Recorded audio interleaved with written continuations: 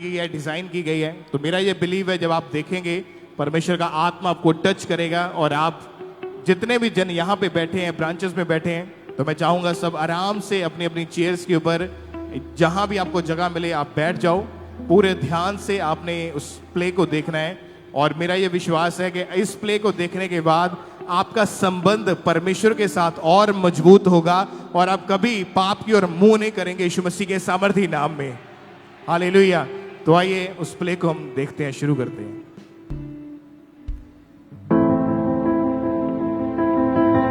Abraham का बेटा इसहाक, इसहाक का बेटा याकूब, याकूब का बेटा यूसुफ। ये वही यूसुफ था जिसे परमेश्वर सपनों में बात करता था। वो यूसुफ जो परमेश्वर के वचन के ऊपर विश्वास करने लगा, सच्चाई में, पवित्रताई में स्थिर रहकर परमेश्वर के साथ एक गहरे संबंध में चलने लगा। और यहां से एक ईश्वरीय यात्रा की शुरुआत हुई, एक ऐसी यात्रा जो यूसुफ को करनी थी। जब वो यात्रा शुरू हुई तो उसके अपने ही भाई ईर्ष्या से अंधे होकर उसे गुलामी में बेच देते हैं। दास्ता की बेड़ियां, झूठे आरोप, जेल की सलाखें, हर कदम पर दर्द और अपमान। फिर भी यूसुफ ने हार नहीं मानी। उसने अपने सपनों के परमेश्वर पर विश्वास बनाए रखा। यह कहानी है कैद से महल तक की, आंसुओं से विजय तक की और असंभव से संभव तक की। आइए देखते हैं यूसुफ, सपनों का राजकुमार।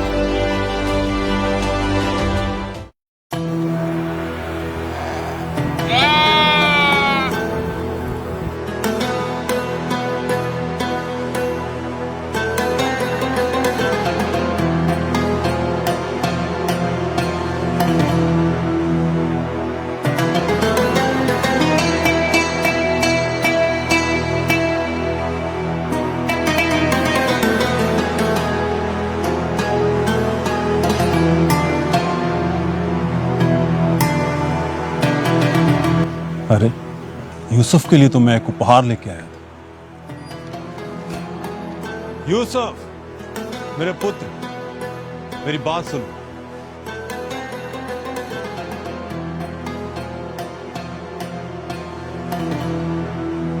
जी पिताजी। हे मेरे पुत्र, तू मेरे जीवन का आनंद है और मैं तुम्हारे लिए एक उपहार लेके आया हूं। क्या? रुको।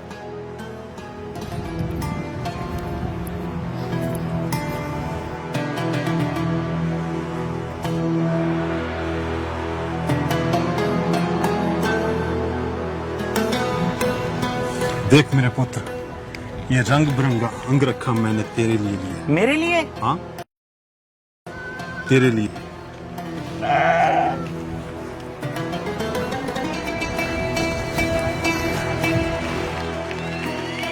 अरे वाह, ये तो बहुत सुंदर है पिताजी।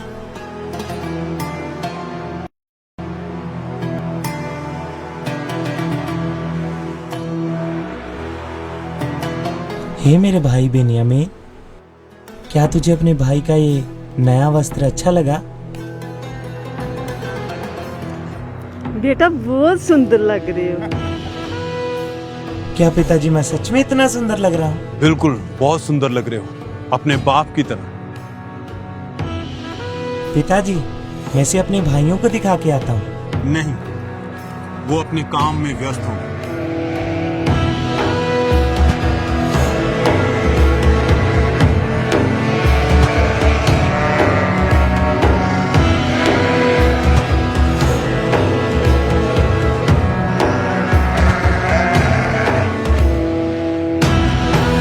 मैं थोड़े समय में वापस आ जाऊंगा पिताजी। ठीक है, सूर्य ढलने से पहले आना।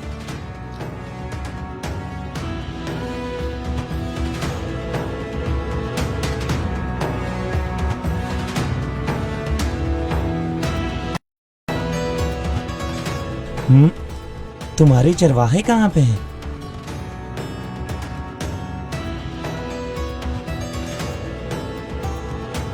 पता नहीं तुम्हारे चरवाहे कहाँ पे सो रहे होंगे। चलो चलते हैं।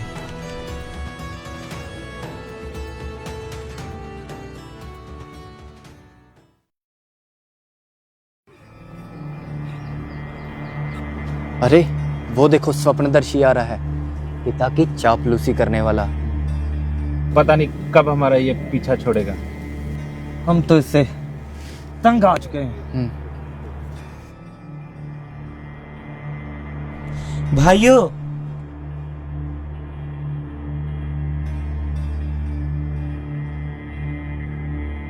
भाइयों, क्या तुम है? यहाँ पे आराम कर रहे हो? तुम्हारी भेड़ें वहाँ पे तितर बितर हुई पड़ी हैं। जो काम करते हैं वही आराम करते हैं। तुम तो बस पिता की चापलूसी करना जानते हो। और तुम होते कौन हो में ऐसे बोलने वाले? छोटे हो तो छोटे बनकर रहो। और ये क्या पहना है तूने? मुझे लगता है पिता। हाँ, पिताजी ने मुझे दिया है। मुझे ये बहुत पसंद है। और देखा, पिताजी मुझसे कितना प्यार करते हैं और उन्होंने मेरे लिए ये बनवाया है। कैसा लग रहा हूँ मैं? रुक, तुझे हम बताते हैं। छोड़ो, छोड़ो। यहूदा, शमौन, छोड़ो उसे। तुम क्यों हर वक्त उसके पीछे पड़े रहते हो? जाओ जाकर अपना काम करो। उसे बच्चा जानकर तुम इतना चढ़ा रहे हो उसे। ये मेरे साथ ही ऐसा क्यों करते हैं हर बार? क्या इसमें मेरी गलती है कि मैं अपने पिता का सबसे चहेता हूँ? यूसुफ, जाओ जाकर उधर काम करो। क्यों? मैं उनके साथ क्यों नहीं जा सकता? मैं तुमसे बड़ा हूँ, तुमने सुना नहीं? जाकर उधर काम करो, जाकर भेड़ों को चराओ। ठीक है।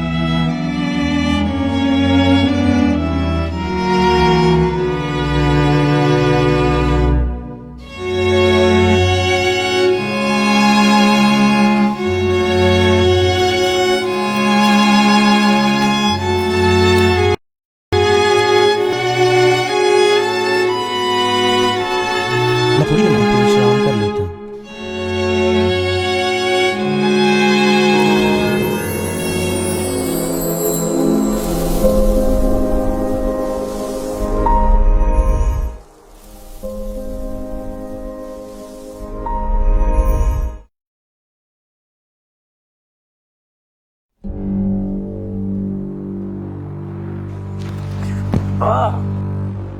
ये किस लिए? तुम काम के समय सो रहे हो। वो तो मेरी थोड़ी सी झपकी लग गई थी।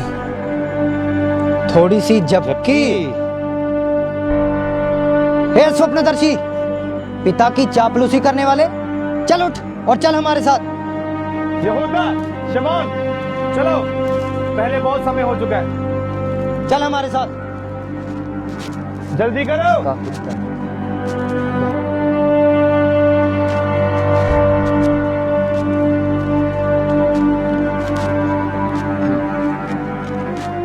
तुम्हें उस पर इतनी सख्ती नहीं बरतनी चाहिए। क्यों इतना सताते हो उन्हें? वो बहुत बिगड़ चुका है। वह सबसे छोटा है। नहीं, दुनिया में सबसे छोटा है। और तुम सबसे बड़े हो। फिर भी पिताजी उस यूसुफ से ज्यादा प्रेम करते हैं, ना कि तुमसे। बल्कि हम सबसे भी ज्यादा। ऐसा नहीं है।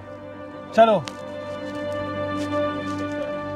वो भी बच्चा है, उसके साथ इतनी ज्यादा सख्ती नहीं करनी चाहिए। सुनो भाइयों, मुझे एक स्वप्न आया है। यूसुफ, अभी बस भी करो।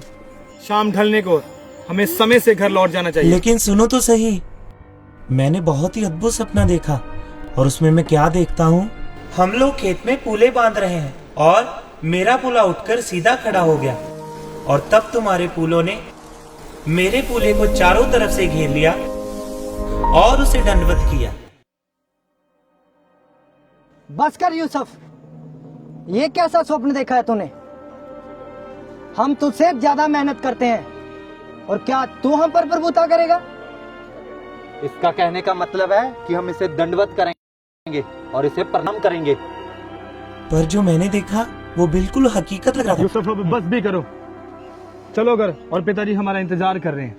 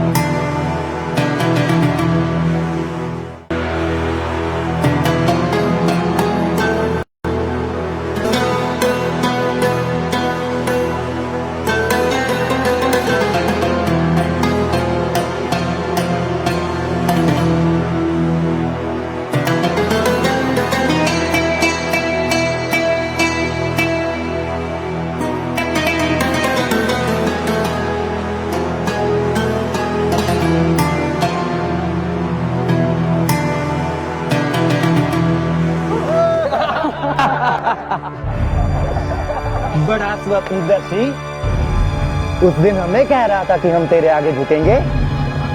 तू तो हमारे आगे झुक रहा है। हमें कहता था कि हम इसे दंडवत प्रणाम करेंगे। बड़ा स्वप्नदर्शी, हमें कह रहा था कि हम तेरे आगे झुकेंगे। कहता था कि हम इसे दंडवत प्रणाम करेंगे, अब ये हमें दंडवत प्रणाम कर रहा है। स्वप्नदर्शी, क्या कहता था हम झुकेंगे तेरे आगे? छोड़ो से, क्या कर रहे तुम? आया बड़ा पिता की चापलूसी करने वाला, हर वक्त हमारी शिकायतें करता रहता है और खुद कोई काम नहीं करता है। चुप करो, क्यों उसके साथ ऐसा व्यवहार करते हो? भाई है वो हमारा। क्या कर रहे हो? क्यों झगड़ रहे हो तुम लोग? ये क्या कर रहे हो? क्यों झगड़ते रहते हो तुम लोग? क्या वजह है? पिताजी, यूसुफ को एक सपना आया। एक सपना? और ये सब एक सपने की वजह से कर रहे हो? नहीं पिताजी, एक नहीं बल्कि 2 सपने। 2? मैंने स्वप्न कि सूरज, चंद्रमा और 11 तारे झुककर मुझे प्रणाम कर रहे हैं। देखा पिताजी, अब इसके कहने का मतलब है कि आप और हम सब भाई मिलकर इसे दंडवत प्रणाम करेंगे। ये ऐसी ही बातें बोल बोल कर हम सभी भाइयों को तंग करता है। चलो जाओ सब यहां से, अकेले में बात करूंगा यूसुफ से। यूसुफ, तुम्हारे कहने का क्या मतलब? मैं और तुम्हारे भाई तुम्हें दंडवत करेंगे? अपनी बातों को अपने हृदय में रखा कर। जाओ अब अपना काम करो।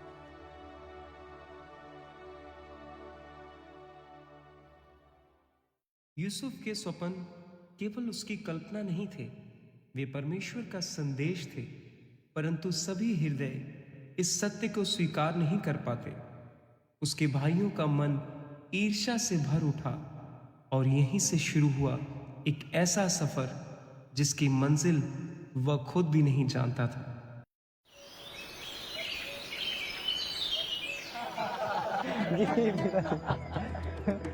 अच्छा पिताजी, हम जा रहे हैं।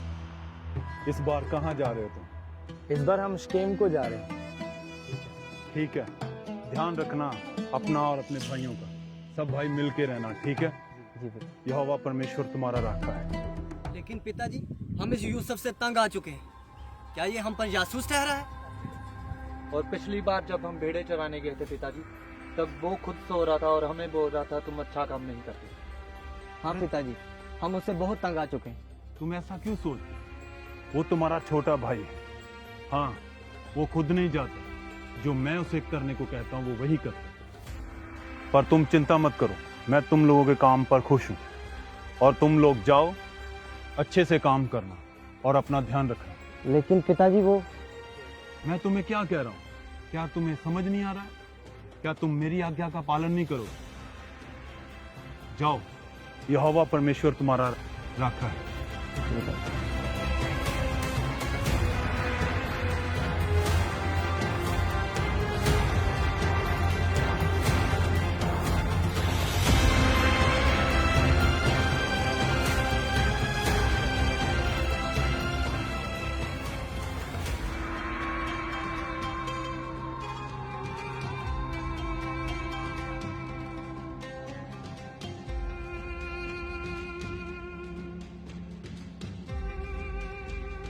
पिताजी, ये कहाँ पे जा रहे हैं? ये काम के सिलसिले में शकेम को जा रहे हैं। क्या मैं भी इनके साथ जाऊं? तुम नहीं जा रहे, तुम यहीं रुकोगे। पर पिताजी, मुझे जाना है इनके साथ। नहीं नहीं, तुम अभी छोटे हो, तुम यहीं रुकोगे। ठीक है पिताजी।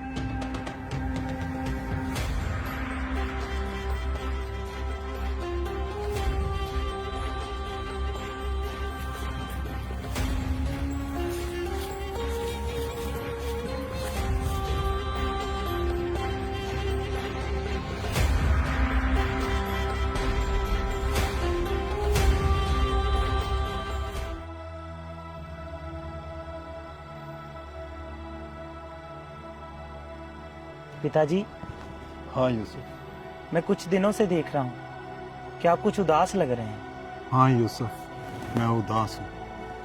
तेरे भाइयों को लेके मैं थोड़ा चिंतित हूँ। आप चिंता मत करें पिताजी। यूसुफ, तुम अभी बच्चे हो, तुम्हें क्या पता।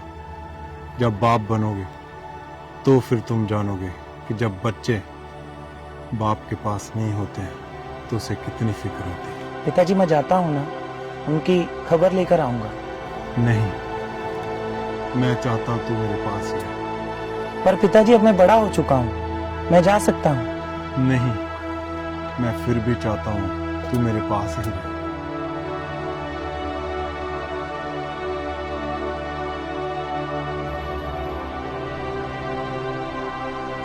पिताजी मैं कुछ दिनों बाद वापस आ जाऊंगा। मुझे पिताजी की बहुत याद आ रही है।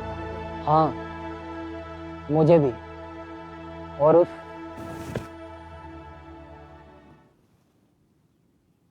यहूदा, शमौन, क्या अब तक तुम उसकी बात से नाराज हो? वो बच्चा है अभी, काम पे ध्यान दो अपना। मैं अब तक भी उस बात को नहीं भुला पा रहा। वो कैसे पिताजी को शर्मिंदा कर रहा था अपने स्वप्न बता कर। वो अपने स्वप्न बताकर हमें हर वक्त तंग करता रहता है। चलो यहाँ आकर इतना तो सुकून है कि उसकी गंदी शक्ल नहीं देखनी पड़ रही। गंदी शक्ल फिर से देखनी पड़ेगी। क्या क्या मतलब है तुम्हारा? मेरे सामने उसका नाम मत लो। वो देखो, परेशानी सामने चल के आ रही है। ये करने क्या आया होगा? अब ये पिताजी को जाके बताएगा, हमारी चुगली करेगा और कहेगा ये वहां घूम रहे थे, ये जहां काम नहीं कर रहे थे। हर एक बात जाके पिताजी को बताएगा। कोई बात नहीं, आने दो इसे, इसका काम तमाम कर दे।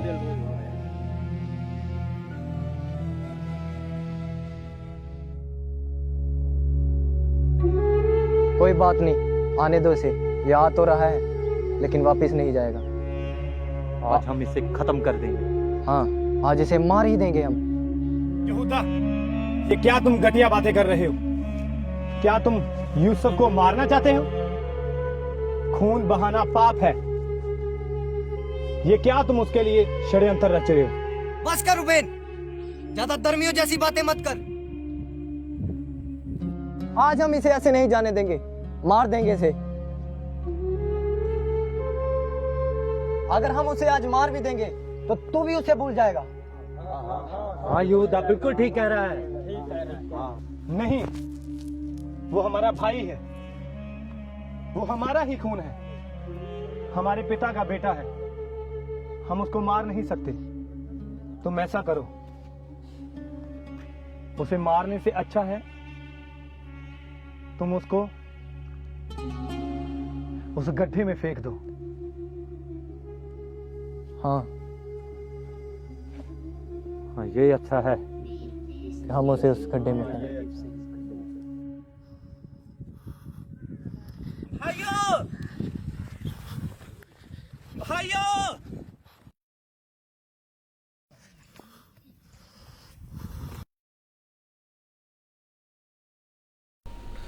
तुम चिंता मत करना, मैं तुझे बचा लूंगा। ये लो।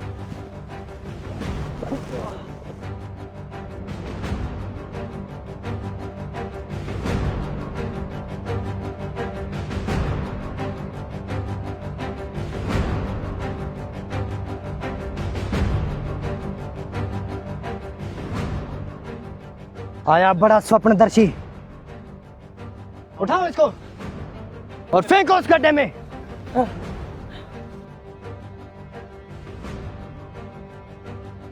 जल्दी लाओ इसे और फेंक दो इसे इस गड्ढे में।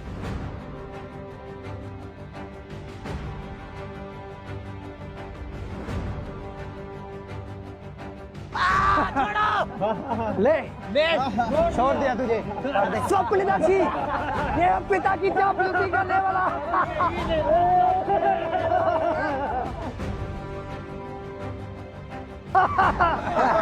आया बड़ा स्वप्नदर्शी, हमको झुकाने वाला खुद झुक गया। कहता था हम इनसे दंडवत प्रणाम करेंगे। अब यहाँ पर स्वप्न देख, स्वप्नदर्शी यहाँ पर लेटकर स्वप्न देख।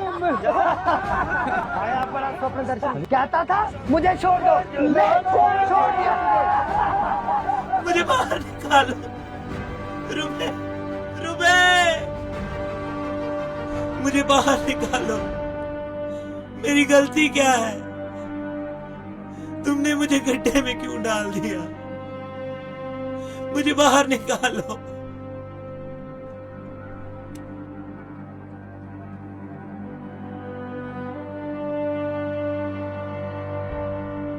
रुबेन रुबेन चिल्ला रहा है, इसे क्या मालूम कि रुबेन तो है नहीं यहाँ। जब तक रुबेन आएगा तब तक तो हम इसे मार ही देंगे। निकालो इसे गड्ढे से बाहर। नहीं नहीं नहीं योदा, मुझे कुछ गलत लग रहा है। क्या गलत लग रहा है? मुझे लगता है रुबेन सही कह रहा है। सही कह रहा है? क्या मतलब है तुम्हारा? ये भी हमारे पिता का खून है, ये हमारा भाई है। हम इसे खत्म कर देंगे तो हमारे बाप का ही यही बेटा है। क्या मतलब है तुम्हारा? रुबेन सही कह रहा है भाई। तेरे कहने का मतलब है कि हम उसे छोड़ दें? जब ये सबने योजना बनाई थी तब तूने भी हमें सलाह दी थी कि उसे गड्ढे में फेंक दें। पर मैं तुमसे ये नहीं कह रहा कि उसको मार दें। हम उसके पाप के भागीदार क्यों बने? तो तू बता फिर क्या करें? तू भी उस रुबेन की तरह धर्मियों की जैसी बातें कर रहा है। अब बता हम क्या करें? वो देखो व्यापारी आ रहे हैं, हम उनसे बात करते हैं।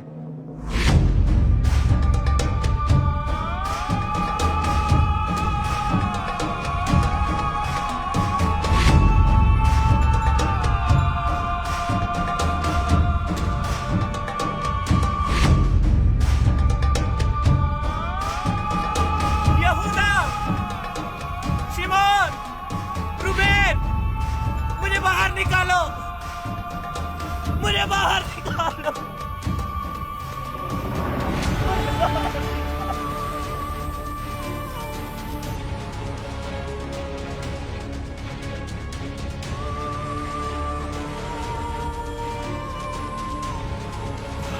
निकालो इसे बाहर, बाहर निकालो इसे।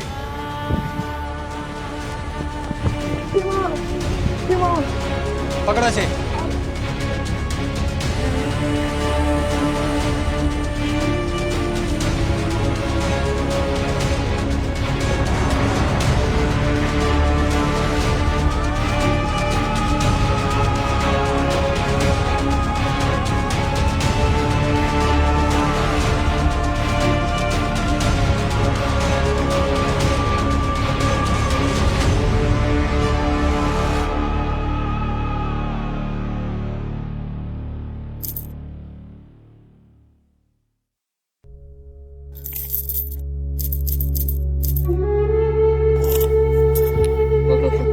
और चलो। यहूदा, शिमोन, लेवी,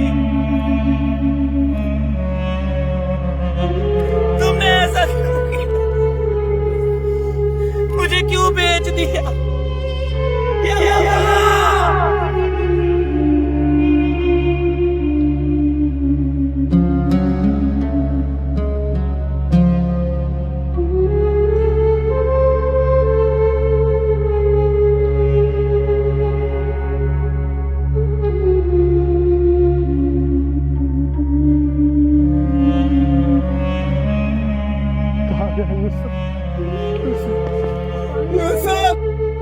यूसुफ, यूसुफ, यूसुफ,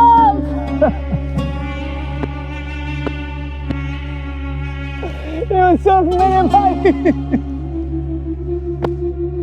ओ यूसुफ, कहाँ गया यूसुफ? ओ यूसुफ,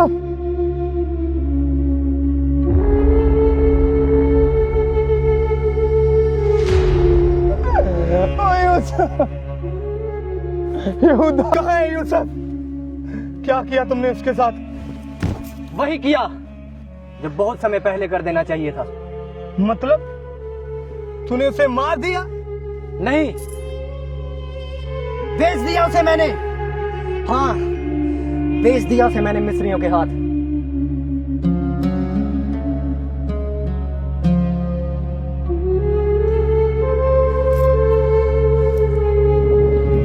और ये लो अपना हिस्सा, और अपना मुंह बंद रखना।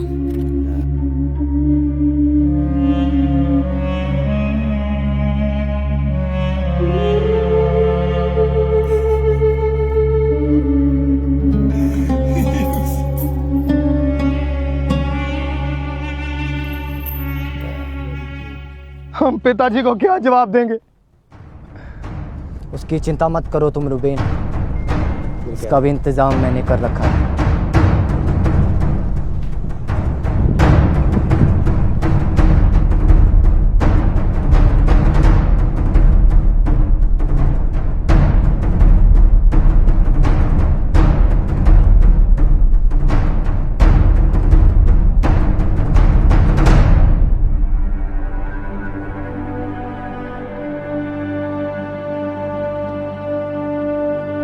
ये आपके पुत्र का है? हाँ, ये तो यूसुफ का है। ये मुझे जंगल में झाड़ियों में फंसा हुआ मिला। क्या? जी, ये मुझे जंगल में मिला, झाड़ियों में फंसा हुआ। मुझे तो लगता है किसी जंगली जानवर ने उसे मार दिया होगा। नहीं, क्या यूसुफ नहीं रहा? हे मेरे बेटे यूसुफ, यूसुफ, मेरा बेटा, मेरे बेटे यूसुफ, यूसुफ, ऐसा नहीं हो सकता है। मेरा बेटा यूसुफ, मेरे बेटे यूसुफ, मेरा पुत्र नहीं रहा। मेरे बेटे, मेरे पुत्र।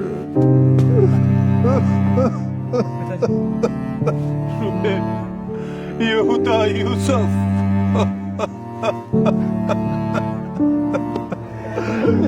मेरा पुत्र यूसुफ, यूसुफ नहीं रहा।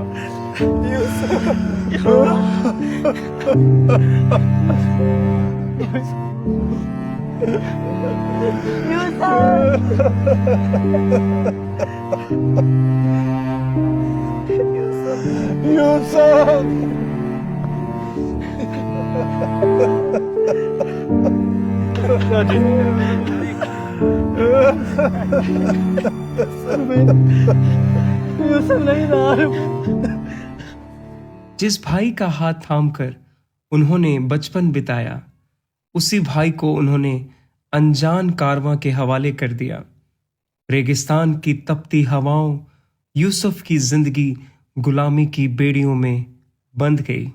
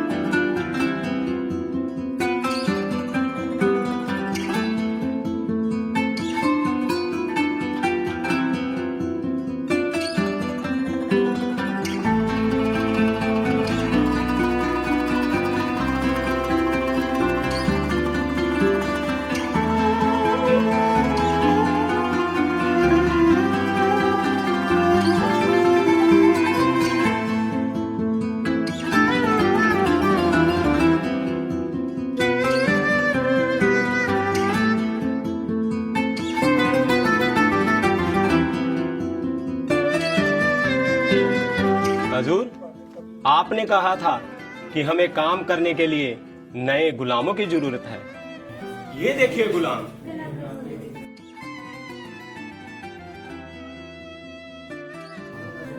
ये गुलाम चाहिए, काम चोर नहीं चाहिए।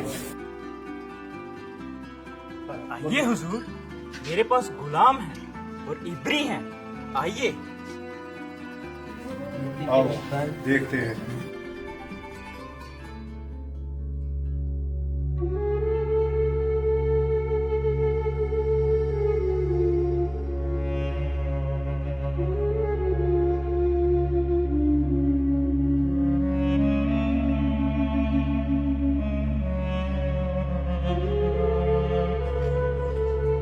कौन है तुम और तेरा नाम क्या है? मेरा नाम यूसुफ है और मैं कनान से हूँ और मैं किसी का गुलाम नहीं हूँ। और तू क्या प्रधानमंत्री है? मुझे यही चाहिए। क्या दाम है इसका? हुजूर, आपके लिए सिर्फ 50 शेकल। 50 शेकल बहुत ज्यादा है, लेकिन इसके लिए दिए इसे लेकर आओ। ये लीजिए, और ये गुलाम हमें चाहिए।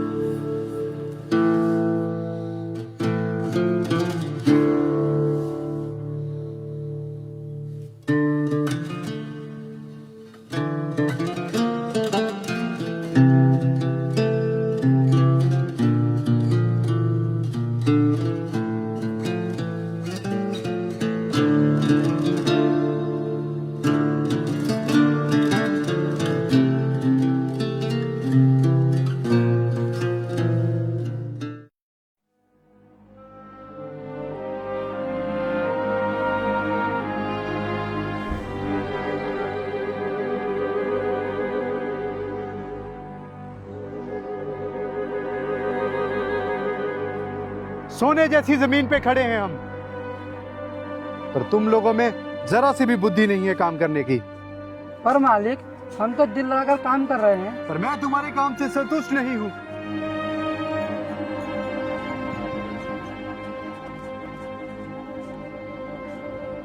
मुझे इस काम के लिए कोई बुद्धिमान व्यक्ति ढूंढना पड़ेगा। मालिक, अगर आपकी आज्ञा हो तो मैं इस काम में आपकी कुछ मदद कर सकता हूँ। क्या तुम्हें ये पढ़ना आता है? मुझे लिखना भी आता है मालिक। तो बताओ, क्या सहायता कर सकते हो तुम मेरी?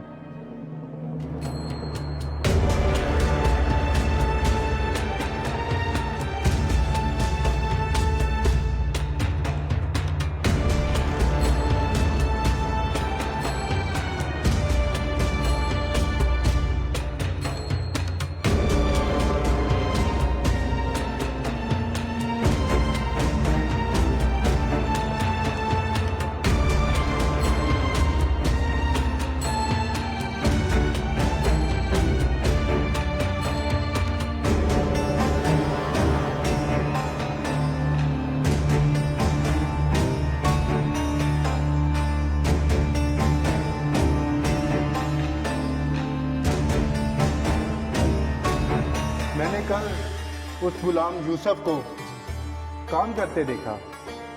उसे लिखना आता है। उसका व्यवहार भी अच्छा है।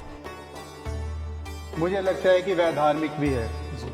मैं चाहता हूं कि मैं सारे घर के ऊपर और अपने सारे कामकाज के ऊपर उसे अधिकारी ठहराऊं। जाओ और यूसुफ को तैयार कर लेकर आओ। जाओ।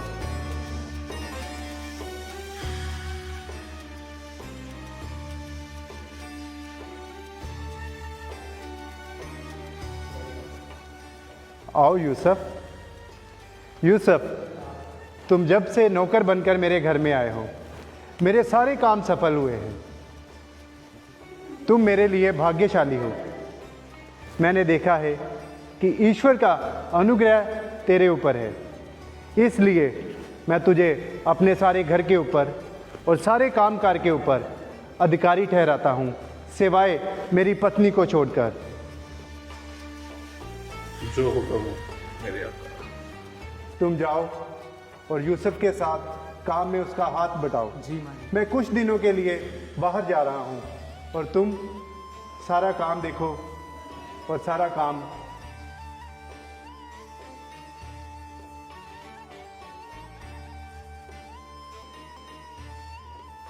अरे अरे सीधे हो जाओ मालकिन आ रही है। मालकिन की जय हो, मालकिन की जय हो।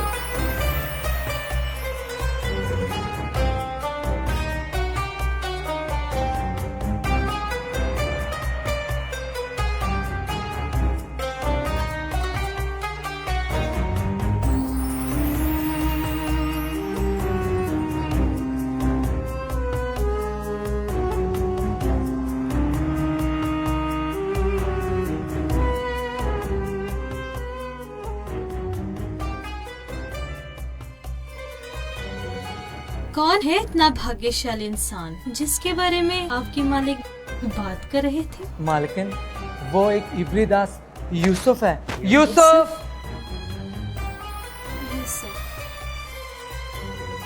ठीक है, सुनो, तुम जाओ।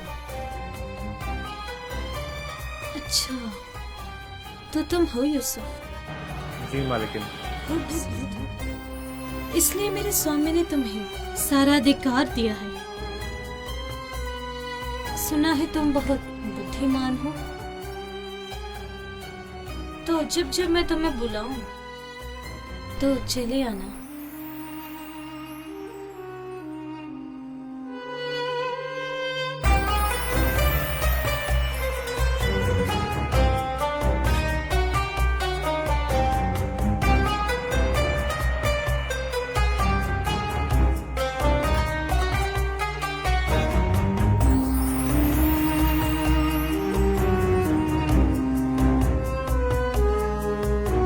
यूसुफ को बुलाया जाए। ओह यूसुफ, सुना है बहुत अच्छा काम कर रहे हो। क्या हुआ यूसुफ? मुझे कुछ गलत लग रहा है। गलत? इसमें गलत क्या है?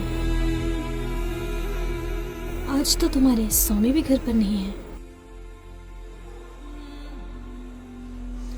चाहे मालिक घर पे हो या ना हो, पर मुझे उस यहोवा परमेश्वर का डर है। यहोवा परमेश्वर? वह कौन है?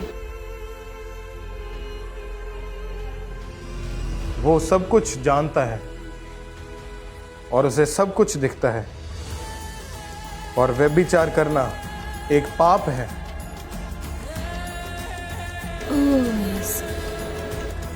मालकिन छोड़ो मुझे, ये क्या कर रहे हो?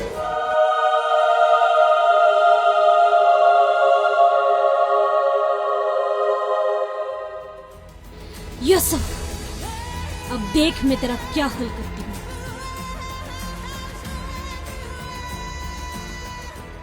मैं इतनी खूबसूरत हूँ और इस साधारण से गुलाम ने मुझे ठुकरा दिया। जिस परमेश्वर का ये डर रखता है, अब वह भी इसे बचा ना सकेगा। आने दो मेरे स्वामी को आज। सारा इल्जाम इसके ऊपर डालकर इसे कारावास में डलवा दूंगी। अब ये यूसुफ मुझसे बचना पड़ेगा। स्वामी, क्या हो गया? आपको विदास यूसुफ, जिसे अपने सारे घर पर अधिकार दिया है। क्या किया उसने? उसने मेरे साथ। नहीं, यूसुफ ऐसा कुछ नहीं कर सकता। क्या आपको मुझसे ज्यादा उस पर विश्वास है? क्या अब आपको मुझसे ज्यादा उस दास पर विश्वास है? यूसुफ!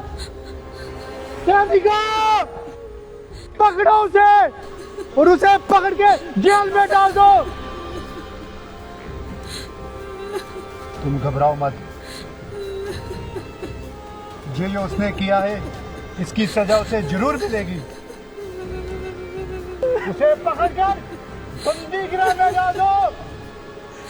जो उसने तेरे साथ किया है, उसका प्रतिफल उसे भुगतना पड़ेगा। दंड मिलेगा उसे।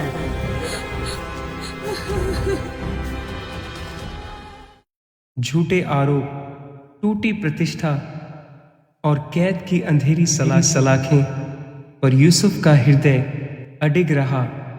वह जानता था, चाहे मनुष्य उसे छोड़ दें, उसका परमेश्वर उसे कभी नहीं छोड़ेगा।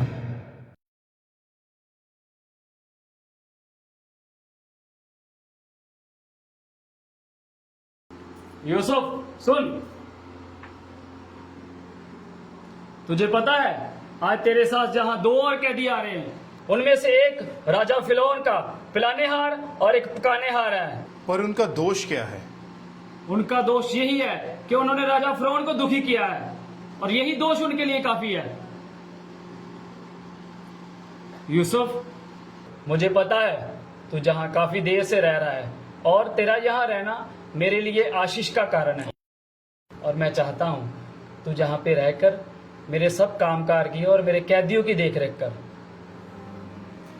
सुनो, तुम इसीलिए आशीषित हो क्योंकि मेरा यहोवा परमेश्वर मेरे संग रहता है।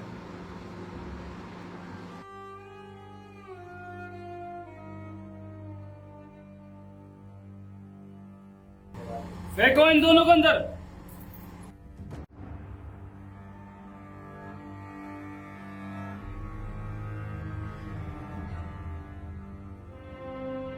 हमें बचाओ, हमें छुड़ाओ, हमारी कोई गलती नहीं है, हमारा कोई कसूर नहीं है, हमने कुछ नहीं किया, हमें बचाओ, हमें छुड़ाओ, हमें छुड़ाओ, छुड़ाओ।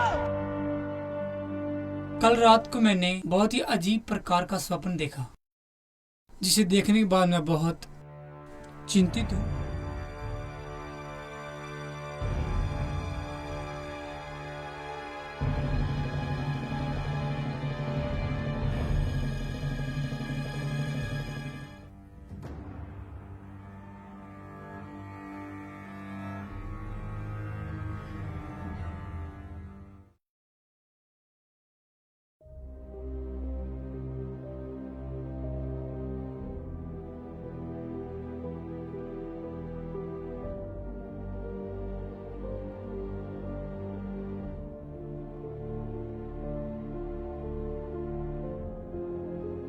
बहुत उदास लग रहे हो। तुम दोनों क्यों उदास हो? क्या हुआ? कल रात को हमने एक स्वप्न देखा। उस स्वप्न को देखने के बाद मैं बहुत ज्यादा घबरा चुका हूँ, क्योंकि उसका अर्थ बताने के लिए हमारे पास कोई नहीं। सारे ज्योतिषी और जादूगर राजा फिरौन के पास हैं। अब उन स्वप्नों का अर्थ हमें कौन बताएगा? क्या स्वप्नों का अर्थ बताने वाला परमेश्वर यहोवा नहीं है, जो सब कुछ जानता है?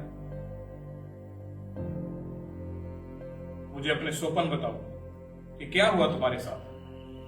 क्या तुम सच में इन स्वप्न का अर्थ बता सकते हो? मेरा परमेश्वर जो मेरे संग रहता है वो मुझ पे सब जाहिर करेगा। यही बात सच है? अच्छा। मैंने एक स्वप्न देखा कि मेरे सामने एक दाखलता है और उस दाखलता में 3 डालियां हैं और उसमें मानो कलियां लगी हैं और वह फूली और उसके गुच्छों में दाख लगकर पक गई। फिरौन का कटोरा मेरे हाथ में था और मैंने उन दाखों को लेकर फिरौन के कटोरे में निचोड़ा और कटोरे को फिरौन के हाथ में दे दिया।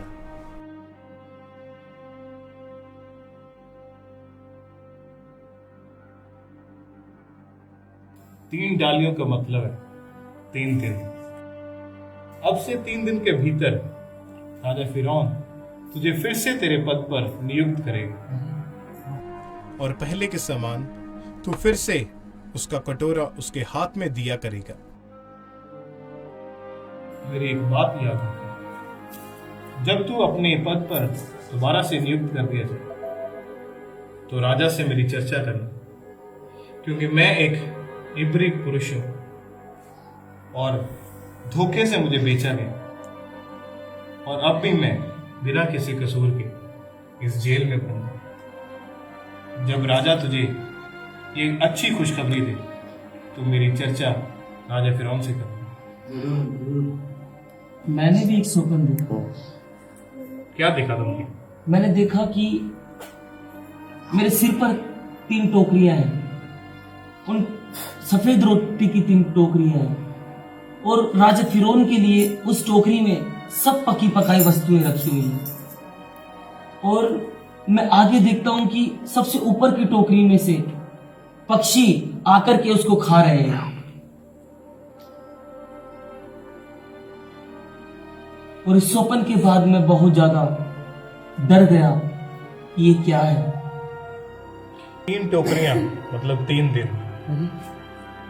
ये सच में मैं भी इसके समान उसी पद पर आ जाऊंगा? उठे रहे तो अपनी जगह आगे नहीं, इन 3 दिनों के भीतर राजा फिरौन तेरा सिर कटवाकर तेरी लोथ को वृक्ष के ऊपर टंगवा देगा और पक्षी तेरी लोथ को नोच नोच कर खा जाएंगे।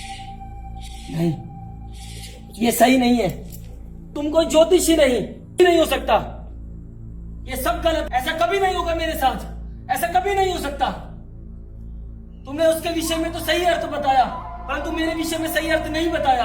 ऐसा कभी नहीं होगा।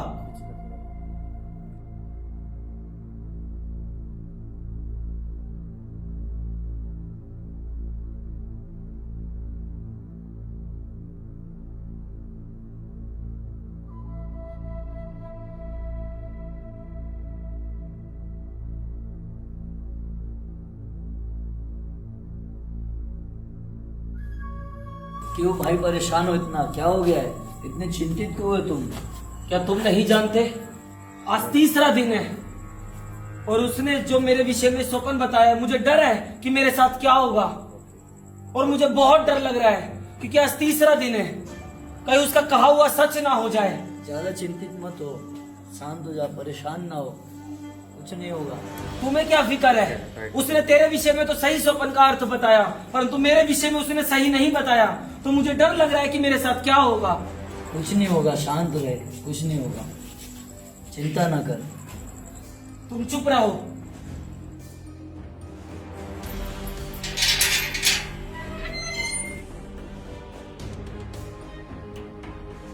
छोड़ दो।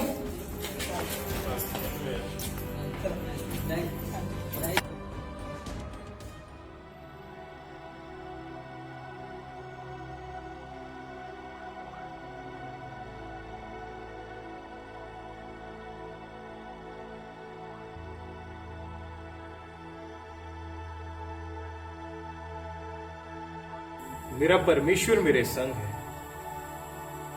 उसने मुझे कभी भी छोड़ा नहीं। वो मुझे छुड़ाए या ना छुड़ाए,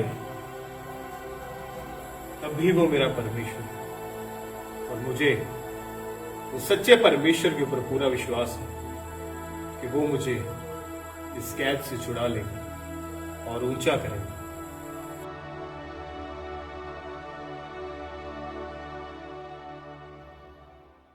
कैद खाने की दीवारें यूसुफ को बांध नहीं सकीं, क्योंकि परमेश्वर की योजना कैद से कहीं बड़ी थी। स्वप्नों का अर्थ बताने के वरदान ने महल के द्वार उसके लिए खोल दिए।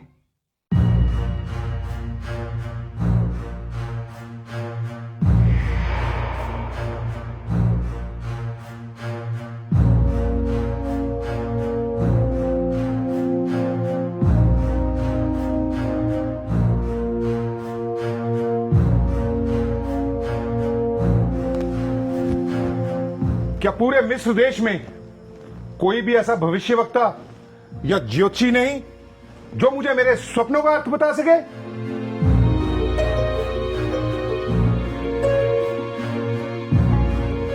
मुझे तो यह समझ नहीं आती कि मैंने तुम लोगों को रखा ही क्यों है। मुझे लगता है कि मैं मूर्खों के बीच में घिर गया हूं। तुम सब के सब मूर्ख हो। क्या पूरे मिस्र देश में तुम्हें कोई ऐसा एक भी मनुष्य नहीं जानता जो मेरे व्याकुल मन को शांत कर सके? क्या मैंने निकम्मों की फौज भर्ती कर रखी है? सबके सब मूर्ख लगते हैं मुझे।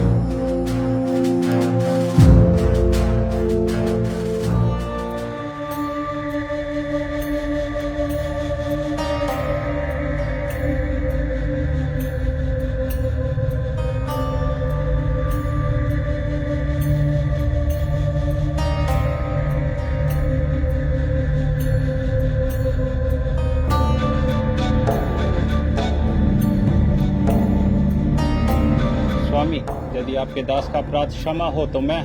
तुम क्या कर सकते हो इस विषय में? यदि हमारे देश के इतने बड़े बड़े भविष्यवक्ता और ज्योतिषी कुछ ना कर सके तो तुम मेरी सहायता क्या करोगे? स्वामी, जब 2 वर्ष पहले मैं कारावास में था तो वहां एक व्यक्ति था जिसने मुझे मेरे स्वप्न का उत्तर दिया था।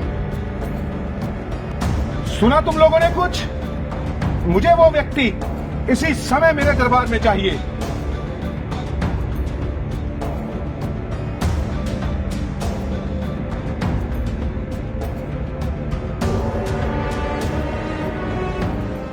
क्या तुम हो वो मनुष्य जो सपनों के अर्थ बताता है? नहीं, भला मैं कौन हूं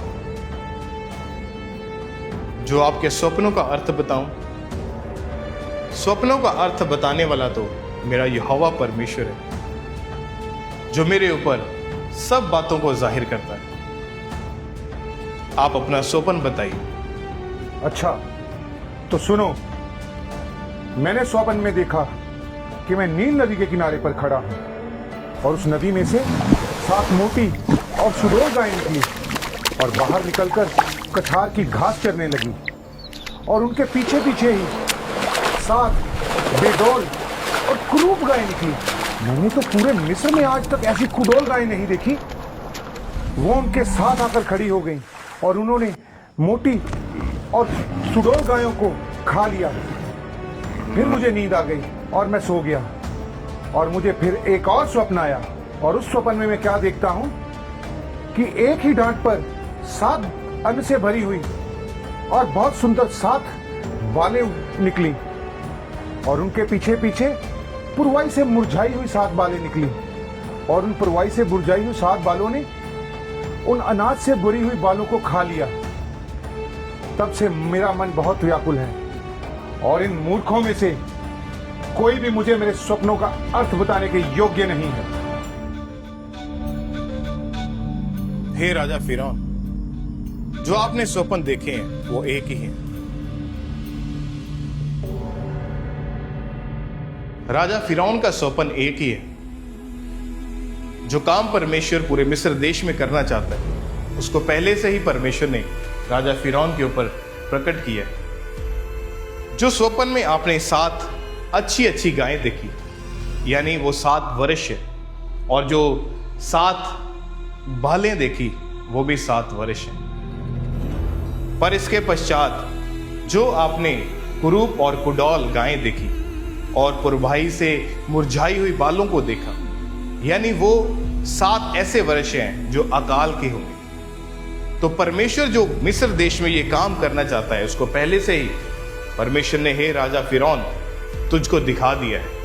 अब हे राजा सुन, 7 वर्ष मिस्र देश में बहुतायत की उपज के होंगे, पर उनके पश्चात जो 7 वर्ष आएंगे वो अकाल से भरे हुए होंगे, और इन 7 वर्षों में जो अकाल के होंगे मिस्र देश का सत्यानाश हो जाएगा, क्योंकि जो अकाल आने वाला है वो इतना भयंकर होगा कि ये उपज के साल जो हैं ये कभी याद भी नहीं किए जाएंगे। और ये स्वप्न जो हे राजा फिरौन आपने 2 बार देखे हैं, इसका भेद यही है कि परमेश्वर जो काम करना चाहता है उसको पहले से ही उसने आपके ऊपर प्रकट कर दिया है। और अब हे राजा फिरौन, तू ऐसा कर कि मिस्र देश के ऊपर कुछ अधिकारियों को ठहरा दे, ताकि जब तक ये 7 बहुतायत की उपज के वर्ष हैं, इन सालों के भीतर जो भी अनाज पूरे मिस्र देश में इकट्ठा हो तो उन लोगों से इन सारे का पंचमाश यानी 5वां हिस्सा लिया करे, और इन 7 वर्षों के भीतर जो भी अनाज इकट्ठा हो उनको नगर नगर के भंडारों में जहां पर भोजन वस्तु इकट्ठा की जाती है वहां पर रखा जाए, ताकि जब आने वाले समय में 7 वर्ष जो अकाल के आएंगे उनमें हे राजा इसी अनाज को बांटकर तू अपने देश को सुरक्षित बचा सके। और अब हे राजा, तू बुद्धिमान है, तू बड़ा है और समझदार है, तो तू अब ऐसा कर कि कुछ लोगों को नियुक्त कर दे, किसी को प्रधानमंत्री नियुक्त कर दे, ताकि वो इस सारे काम को पूरी खराई और बुद्धिमानी से करे, ताकि जो बुरे 7 वर्ष आने वाले उनमें एक भी मिस्री का नुकसान ना होने पर। और हे राजा, तू सबकी निगाह में और ऊंचा हो जाएगा। तुम्हें जो परमेश्वर ने इतना ज्ञान दिया है कि तुम्हारे तुल्य कोई भी समझदार नहीं, इसलिए आज से मैं तुझे मिस्र देश के ऊपर प्रधानमंत्री ठहराता हूं। केवल राजगद्दी के विषय में मैं तुझसे ऊंचा ठहरूंगा और मेरी सारी प्रजा तेरी आज्ञा माना करेगी। यूसुफ, अपना हाथ आगे बढ़ाओ।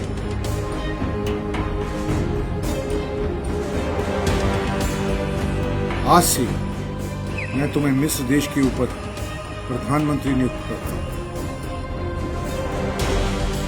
मिस्र देश के नए प्रधानमंत्री के लिए वस्त्र उपस्थित किए जाएं।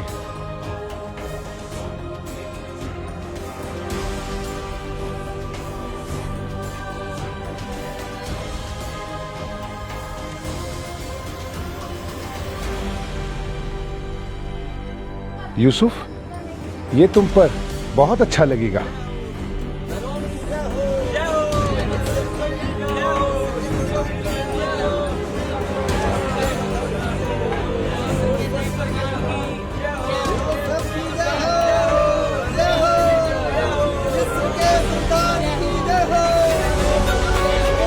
ये है मिस्र का नया प्रधानमंत्री।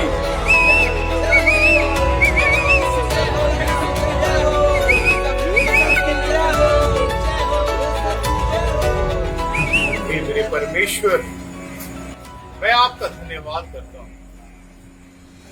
कि आपने मुझे कभी छोड़ा नहीं।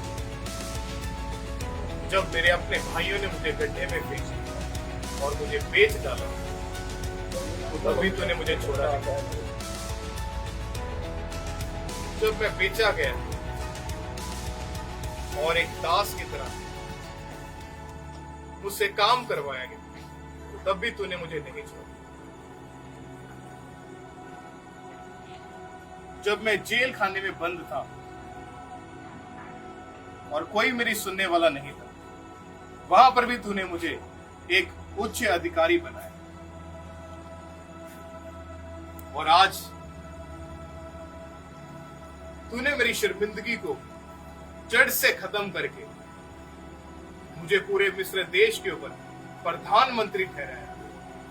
परमेश्वर, मैं ये वायदा करता हूं कि मैं सारी उम्र आपकी सेवा करूंगा और इसी तरह से आपके साथ वफादार बना रहूंगा।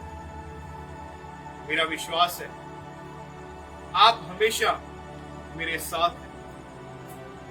जिन्होंने मेरे साथ बुराई की, मैं उन्हें क्षमा करता हूं। जिन्होंने मेरे साथ धोखा किया, मैं दिल की गहराइयों से उन्हें माफ करता हूं। जिन्होंने मुझ पर जुर्म किए, उन्हें मैं क्षमा करता हूं, क्योंकि हे परमेश्वर, आपने मुझे कभी छोड़ा नहीं और मैं ये वफादारी आखिरी सांस तक आपके साथ बनाए रखूंगा। मैं आपका धन्यवाद करता हूं। आप महान परमेश्वर हैं। वही युवक जिसे कभी एक दास समझकर बेचा गया, आज मिस्र के सिंहासन के दूसरे स्थान पर बैठा है। यह कोई संयोग नहीं, यह परमेश्वर की अद्भुत योजना का परिणाम है। बेटो, मैंने सुना है मिस्र में अनाज बिक रहा है और हम यहाँ पर एक दूसरे की ओर देख रहे हैं। अगर ऐसे ही बैठे रहेंगे तो निश्चय ही मर जाएंगे। हाँ पिताजी, आपने सही सुना। मिस्र के गोदाम भरे हुए हैं। फिर देर किस बात की? तुम लोग जाओ, अनाज को खरीद कर लाओ ताकि हम उसे खाएं और जीवित रहें। लेकिन पिताजी, मिस्र तो बहुत दूर है, रास्ता लंबा और खतरनाक भी है।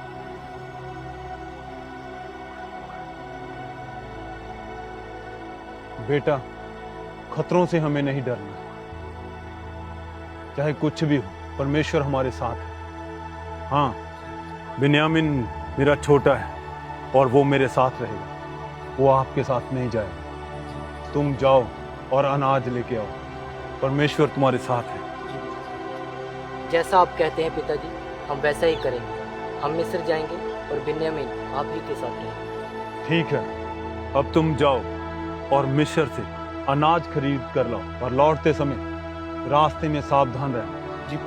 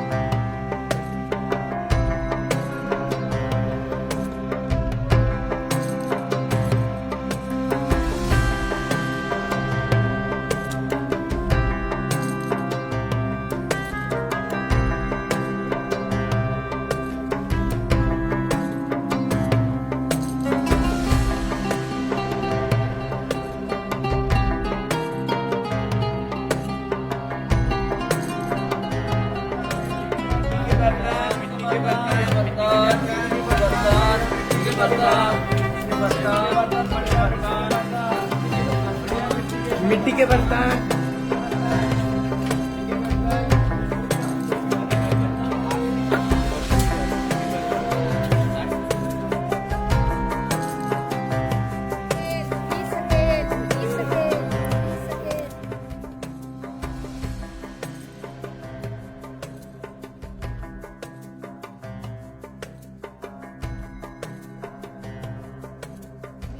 ऐसे ही पूछते हैं।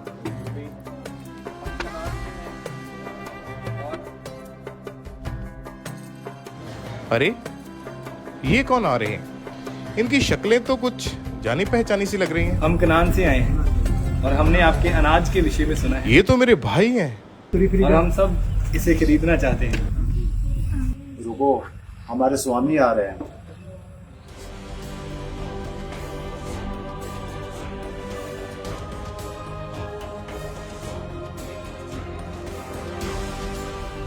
मिस्र के पठान, जल्दी करो, हम सब इन्हें दंडवत करते हैं।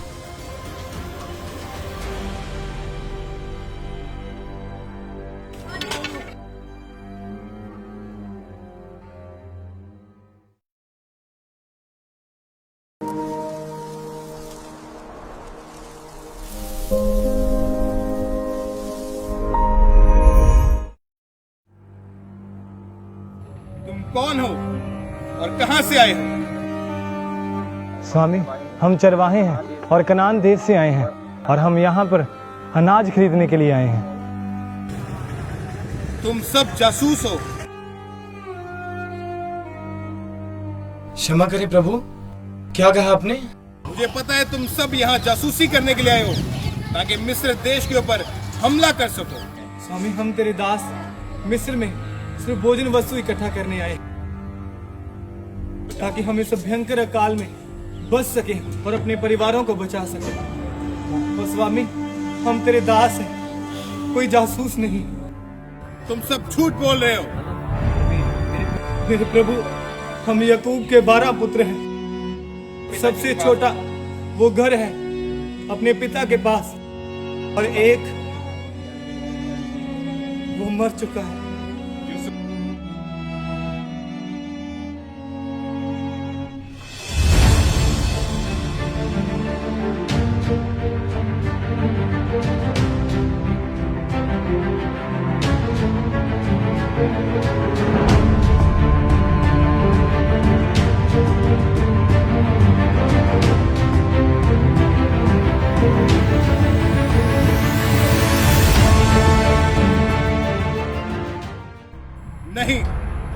झूठ बोल रहे हो। तुम सब जासूस हो, सबके सब जासूस हो। सैनिकों, पकड़ लो इन्हें और बंदी गृह में डाल दो।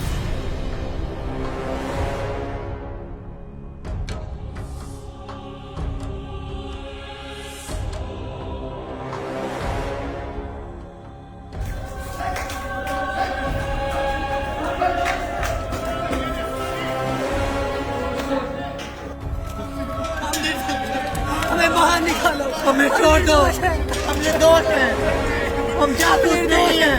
प्रभु हमें छोड़ दे, हम निर्दोष हैं, हमें छोड़ दे, हम कोई जासूस नहीं है, हमें दया करें स्वामी, हमें छोड़ दे, हम निर्दोष हैं, हमें क्षमा करें, हम पर दया कर प्रभु, हम निर्दोष हैं।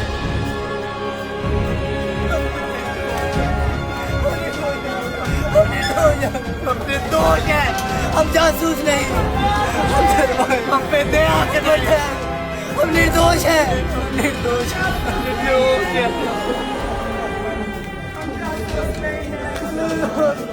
हम निर्दोष हैं, पर दया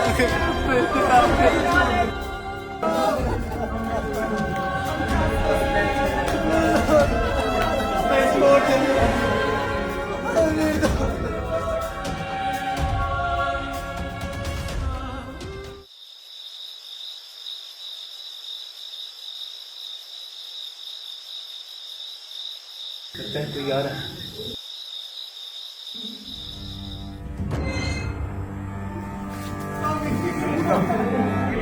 प्रभु हमारे साथ अन्याय हुआ है। चुप रहो। यदि तुम जीवित रहना चाहते हो, जैसा मैं बोलूं ऐसा करो, नहीं तो मार डाले जाओगे। क्या ये हमें मार डालेंगे? क्या क्या हमारी जान खतरे में है? चुप रहो। मैं परमेश्वर का भय माने, जो मैं तुम्हें कहता हूं वैसा ही करो। उनमें से एक तो बंदी बनकर यहाँ रहना पड़ेगा, बाकी सब यहाँ से अनाज लेकर अपने पिता के घर लौट जाओ। पर हाँ, जब तुम वापस आओ तब तुम्हारे साथ तुम्हारा छोटा भाई भी आना चाहिए। नहीं, ऐसा नहीं हो सकता। इससे ये बात साबित होगी कि तुम जो बोल रहे हो वो सच है। तो अब सलाह कर लो, तुम में से कौन यहाँ रुकने वाला है और कौन वापस जाने वाला है। ऐसा नहीं हो सकता। हमें माफ कर दो प्रभु, हम निर्दोष हैं प्रभु।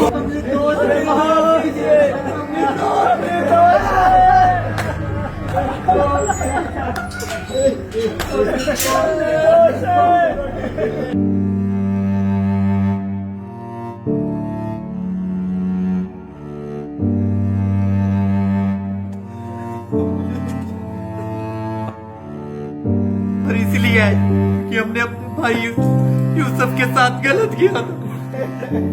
चुप करो तुम, मैं ये सब नहीं सुन सकता, मैं ये सब कुछ सुनना पड़ेगा। यहूदा, क्या मैंने तुम्हें नहीं कहा था कि अपने भाई के विरुद्ध पाप ना कर? और क्या मैंने नहीं कहा था कि अपने भाई का लहू मत बहाओ? लेकिन नहीं यहूदा, तूने मेरी एक नहीं सुनी। मेरी ओर देखो यहूदा और जवाब दो। यहूदा, अब परमेश्वर यूसुफ के खून का बदला हमसे ले रहा है, हम सबसे।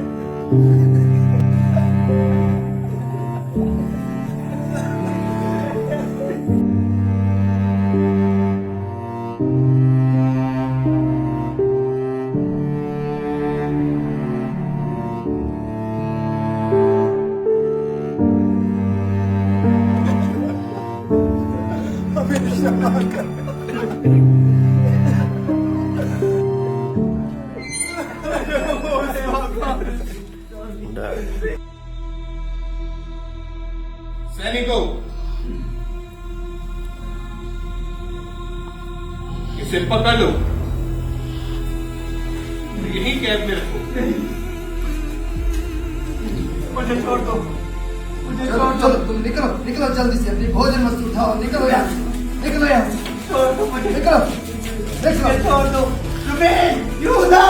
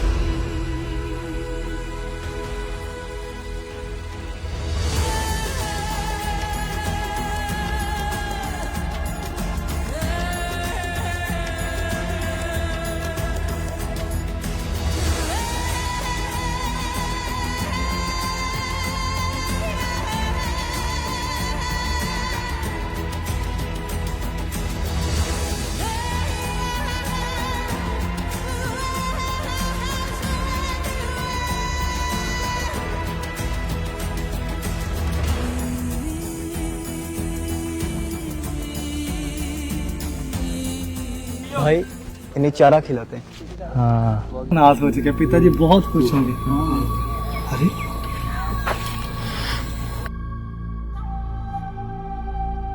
ये सिक्के कहाँ से आए? यहूदा देखो।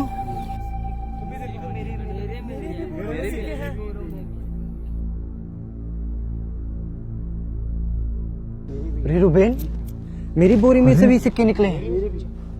तुम्हारे भी? तुम्हारे? हाँ, हमारी सभी की बोरियों में से सिक्के निकले हैं।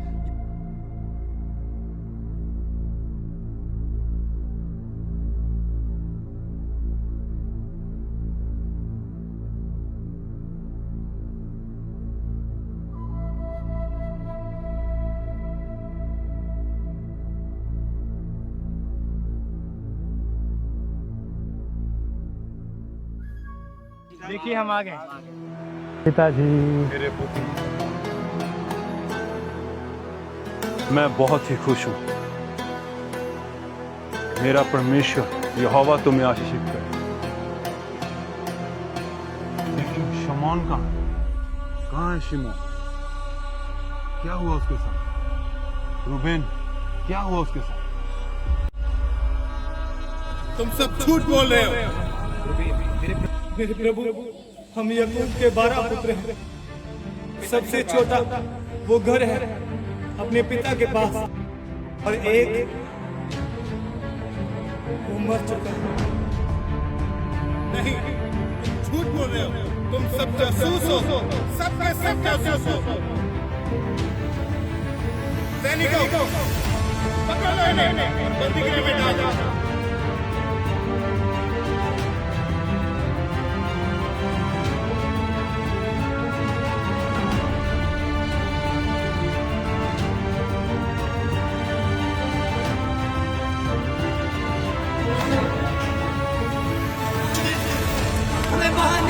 हमें छोड़ दो, हम निर्दोष हैं, हम जासूस नहीं हैं। प्रभु हमें छोड़ दे, हम निर्दोष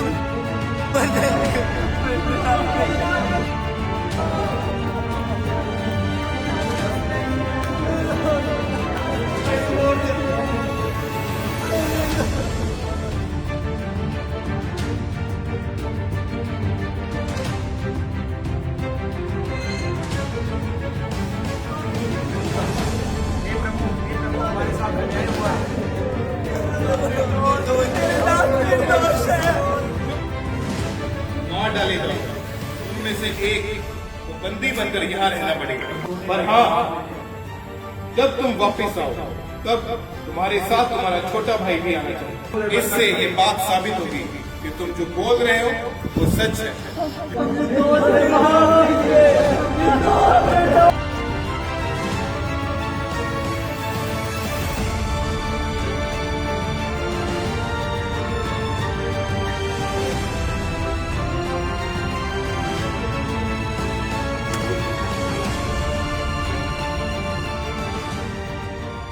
इस तरह उसने हमारे भाई शिमोन को कैद कर लिया। और हमें ये ढेर सारा अनाज देकर यहाँ भेज दिया।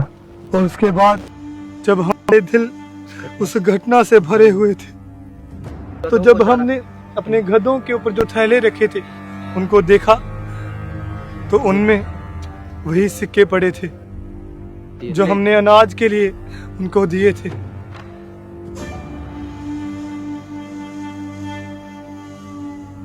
जो सिक्के हमने उन्हें अनाज के बदले दिए थे, वो वहीं पे हमारे ही बोरों में मिले थे।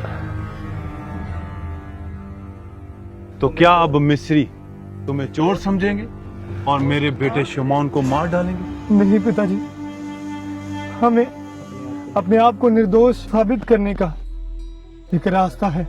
क्या है वो? क्या है? बोलो बोलो, क्या है?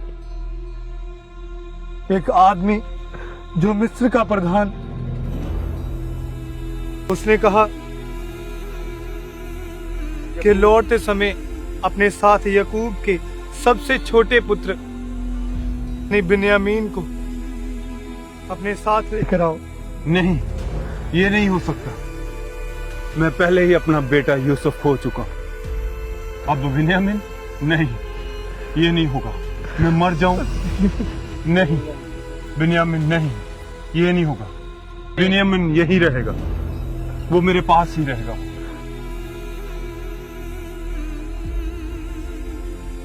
लेकिन पिताजी, उसने कहा कि वो तब तक शमौन को नहीं छोड़ेगा जब तक हमारा सबसे छोटा भाई यानी बिन्यामीन हमारे साथ मिस्र में नहीं जाता। वो मेरे पास ही रहेगा यहाँ पर, वो नहीं जाएगा।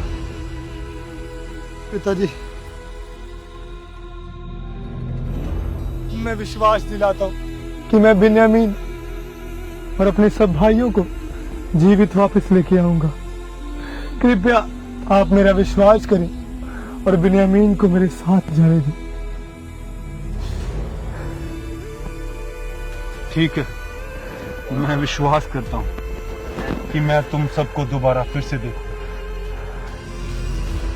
बिन्यामीन, बिन्यामीन,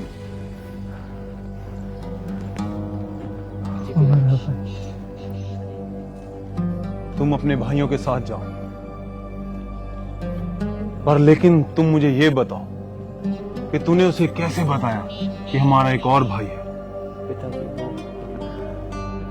पिताजी, उसने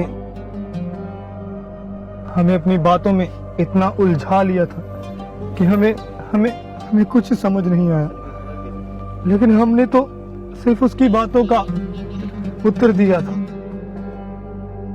पता नहीं कैसे हम उसकी बातों में आ गए। पिताजी, पता नहीं। पिताजी, अगर हम बिन्यामीन को वापस ना लेके आए तो मैं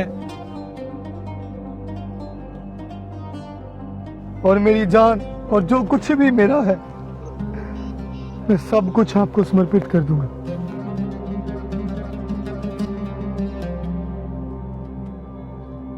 ठीक है मेरे पुत्र, तूने प्रधान जी के लिए तोहफे तो ले लिए हैं ना?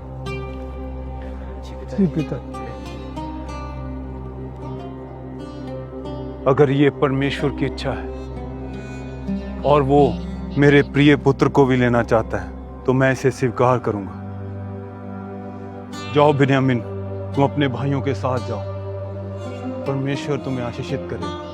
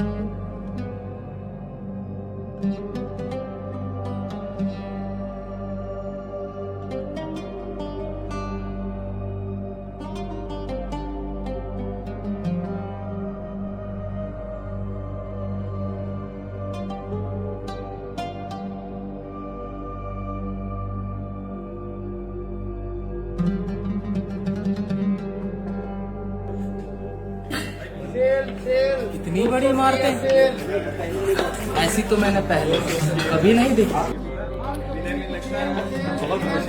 हाँ भाई, बिन्यामीन की चेहरे की खुशी देख रहे हो?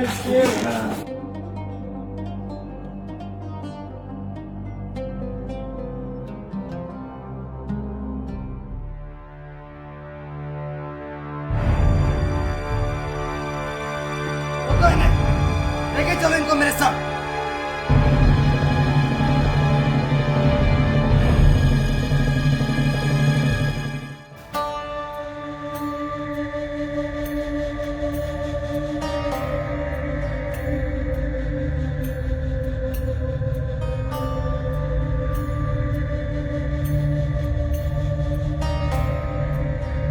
अनाज की थैली में जो धन रखा था वो हमने तेरे सैनिकों को लौटा दिया। अब हम नहीं जानते कि घर जाते समय वो धन हमारे थैलों में कहां से आया। हम पे दया कर, हमने कोई चोरी नहीं कही, हम पे दया कर स्वामी। चिंता मत करो, आपके परमेश्वर ने आपकी सहायता की होगी। तुम्हारा धन मेरे पास पहुंच गया।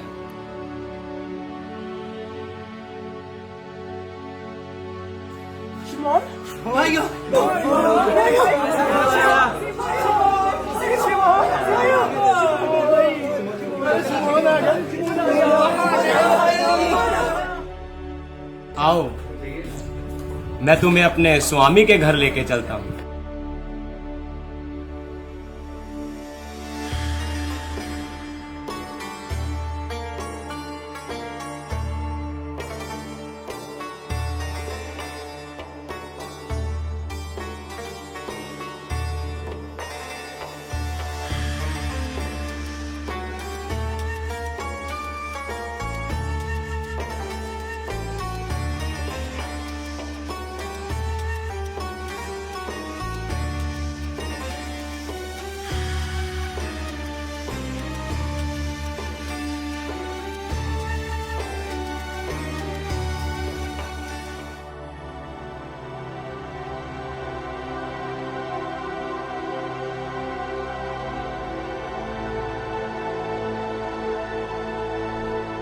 तुम्हारे पिता का क्या हाल है? स्वामी, आपके दास हमारे पिता वो जिंदा है और बिल्कुल ठीक है। तो अच्छा, ये है तुम्हारा छोटा भाई जिसके बारे में तुम बात कर रहे थे।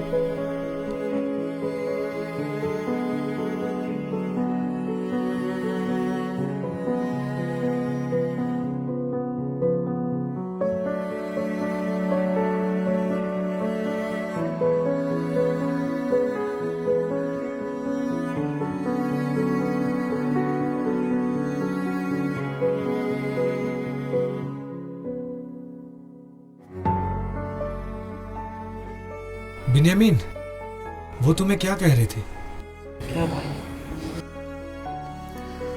मेरे छोटे भाई बिन्यामीन,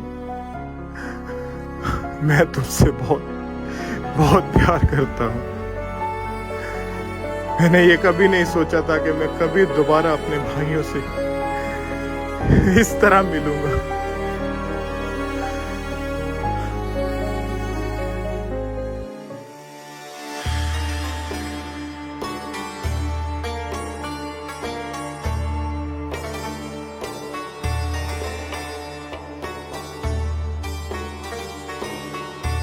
परमेश्वर तुम्हारे संग है मेरे छोटे।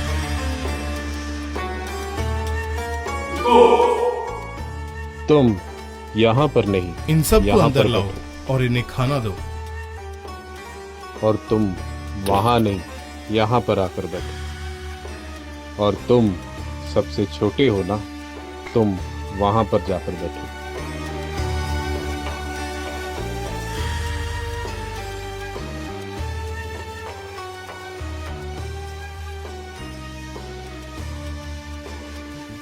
रुबेन, क्या तुमने एक बात पर ध्यान दिया कि हमें हमारी उम्र के हिसाब से बिठाया गया है, जैसे हमारा जन्म हुआ है।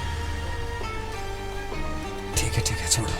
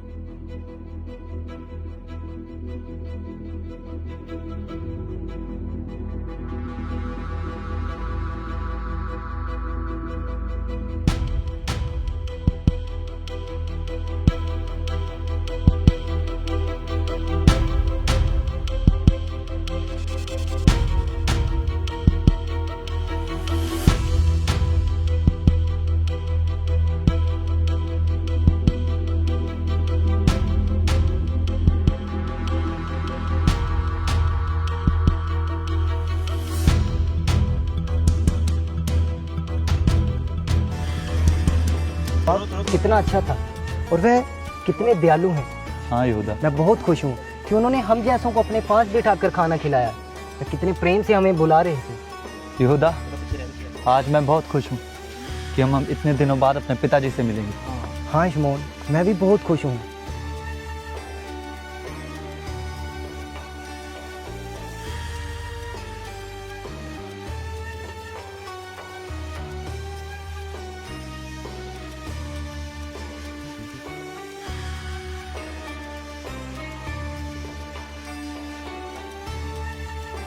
ये क्या है? ये किसने चुराया?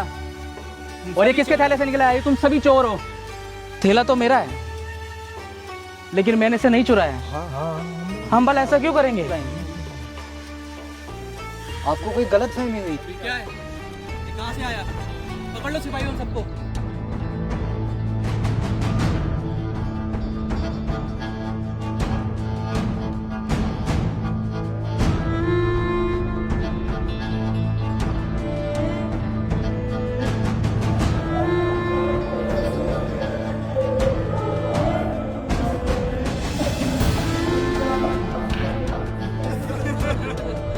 अब क्या किया तुम लोगों ने? हम सच में नहीं जानते कि वो चांदी का कटोरा हमारे थैले में कैसे आया। हमें क्षमा करें स्वामी, हम अपनी बेकसूरी को कैसे साबित करें? क्या हम सब ने इतना बड़ा गुनाह कर दिया कि जो हम सब गुलाम बन के रहे? हम कैसे अपने आप को साबित करें स्वामी? अपने आप को कैसे साबित करें? तुम सब नहीं, केवल वो जिसके थैले में वो चांदी का कटोरा निकला। हे स्वामी, बिन्यामीन की जगह तुम मुझे ले ले, क्योंकि बिन्यामीन के खोने के दुख को हमारा पिता कभी सहन नहीं कर पाएगा। तुझसे हम भीख मांगते हैं स्वामी, तुम मुझे ले ले। बिन्यामीन की जगह तुम मुझे ले ले स्वामी, तुम मुझे ले ले स्वामी, तुम मुझे ले ले।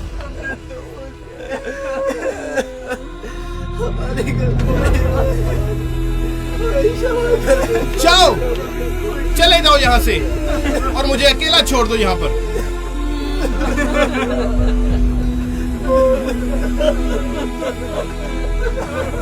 मैं तुम्हारा भाई यूसुफ हूँ।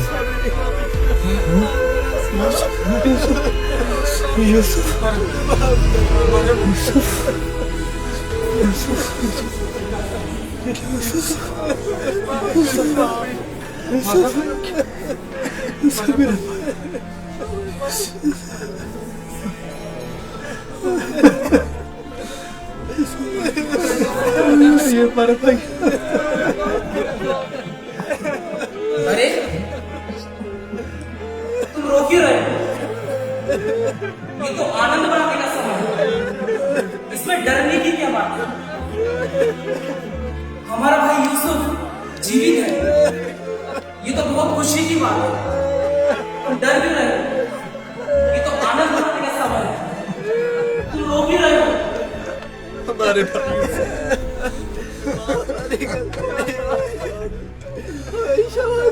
हे परमेश्वर,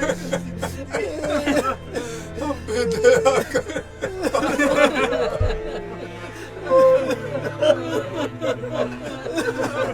ये सिर्फ और सिर्फ मेरी गलती है। माफ करना स्वामी, तेरी बात हमारा भाई है, हमारा भाई है, हमारा भाई है।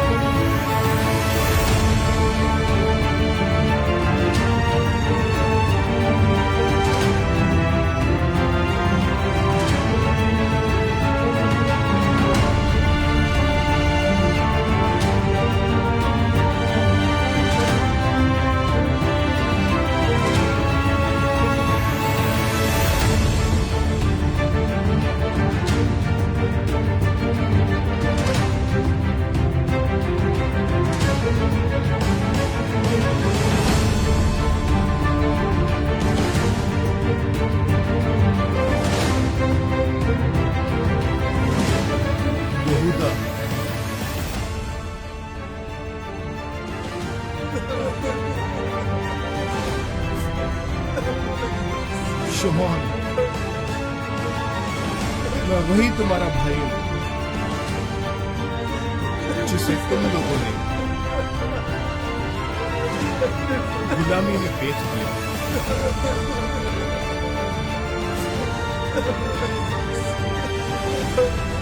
पर अब मत रो,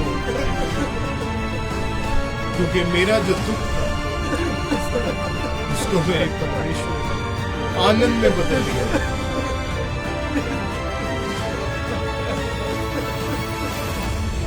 तुम सब मेरे भाई हो। सारी मेरी गलती थी, मैंने तुझे बेच दिया। क्षमा कर, क्षमा कर। परमेश्वर ने मेरे सारे दुख आनंद में बदल दिया है। अब सुनो, पिछले 2 वर्षों से यहाँ पर अकाल चल रहा है और ऐसा ही आगे 5 साल फिर होगा। यहाँ पर ना तो कुछ बोया जाए और ना ही कुछ काटा जाए, पर मेरी वफादारी को देखकर ईश्वर ने मुझे इस काबिल बनाया है कि मैं लोगों की जिंदगियों को बचाने के लिए एक बड़ा काम कर सकूं। परमेश्वर ने मुझे ऊंची पदवी दी। तुम सब मेरे भाई हो, मैं तुम सब से प्रेम करता हूँ।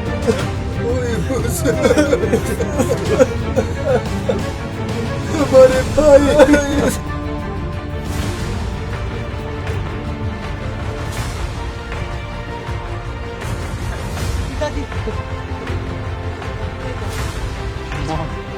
बिन्यामीन, तुम सब कुशल से? पिताजी, आपके लिए एक और बहुत बड़ी खबर है। क्या? मिशन में सब कुछ ठीक था? जी पिताजी। जी, आपका बेटा, हम सबका भाई, अब यूसुफ भी जीवित है। हाँ पिताजी, यूसुफ वो मिस्र का प्रधान बन चुका है। पिताजी, पिताजी, यूसुफ जीवित है। हम सभी ने उसे अपने गले से लगाया और अब वह चाहता है कि आप भी हमारे साथ चले और इस अकाल के दिन में हम सब जीवित रह सके। हाँ पिताजी। क्या मेरा बेटा यूसुफ जीवित? जी पिताजी, हमारा भाई यूसुफ जीवित। चलो, मैं उसे मिलना चाहता हूँ। जल्दी चलो।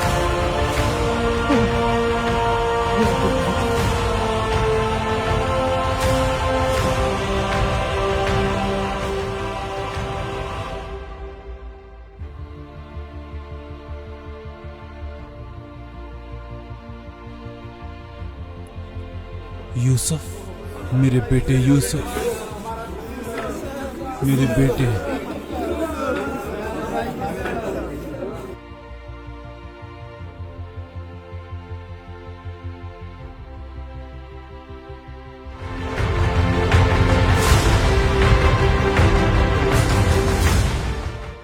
यूसुफ बहुत बुद्धिमान पुरुष है और उसके समान मुझे तो पूरे मिस्र में कोई और बुद्धिमान नजर नहीं आता, और परमेश्वर का आत्मा भी उसके संग रहता है। मैं बहुत प्रसन्न हूं, वो मेरे हर्ष का कारण ठहरा है। यूसुफ कहां पर है? अच्छा, तो वो अपने भाइयों के साथ और अपने पिता के साथ हमारे पास आ रहा है। ये तो बहुत ही ज्यादा हर्षोल्लास की बात है। बहुत बढ़िया। आओ यूसुफ, मैं तुम्हारी ही प्रतीक्षा कर रहा था। हे राजा फिरौन, ये मेरे भाई हैं जो कनान देश से यहाँ पर आए हैं। अच्छा, तो ये तुम्हारे भाई हैं? हे हमारे स्वामी, हम कनान से चरवाहे हैं और सालों से हमारे बाप दादा यही काम करते हैं, और कनान में भारी अकाल पड़ने के कारण हमारी भेड़ बकरियों के पास कुछ खाने को चारा ना रहा, और इसलिए हम आपके देश में परदेसी बन के रहना चाहते हैं। तुम लोग व्यर्थ चिंता क्यों करते हो? तुम्हारा भाई यूसुफ, इसे मैंने पूरे मिस्र पर प्रधान ठहराया है, और तुम लोग चिंता कर रहे हो? यूसुफ, तुम्हारे भाई व्यर्थ चिंता कर रहे हैं यूसुफ। रहते इनको चिंता करने की आवश्यकता नहीं।